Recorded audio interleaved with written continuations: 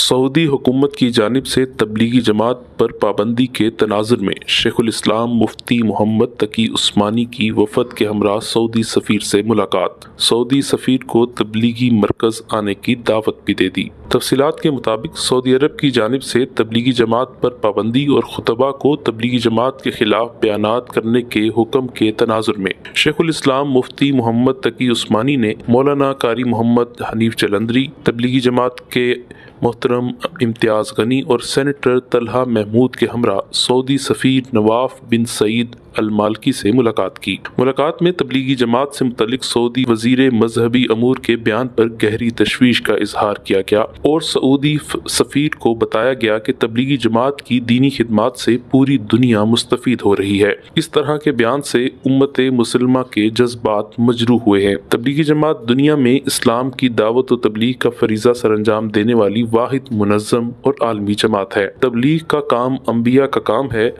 اس آخری دور میں حضرت مولانا محمد الیاس صاحب رحمۃ اللہ علیہ کو اللہ تبارک و تعالیٰ نے اس کا خاص جذبہ عطا فرمایا تھا۔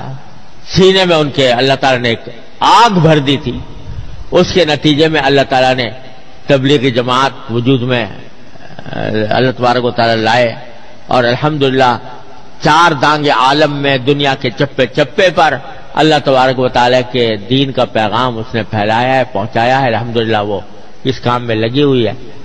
تو میں تو یہ سمجھتا ہوں کہ عام مسلمانوں کے لیے اس وقت اس فریضے میں شامل ہونے کا بہترین راستہ یہ ہے۔ بعض لوگ تنقیدیں بھی کرتے ہیں، فلاں خرابی ہے، فلاں کمزوری ہے، فلاں باتیں ہیں۔ ارے بھائی، معصوم اس آسمان کے نیچے انبیاء کرام کے بعد کوئی نہیں ہے۔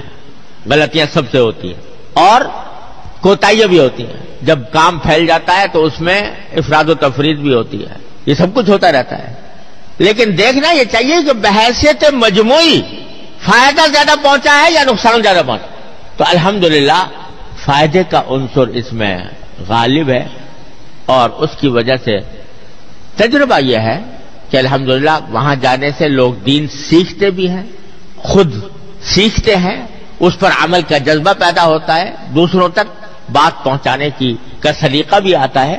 تو عام مسلمانوں کے لیے میں سمجھتا ہوں کہ اس کام سے اس وقت تعلق رکھنا اپنے دین کے تحفظ کے لیے اور سورہ عصر کی اس ہدایت پر عمل کرتے ہوئے نہایت مفید اور نہایت ضروری ہے۔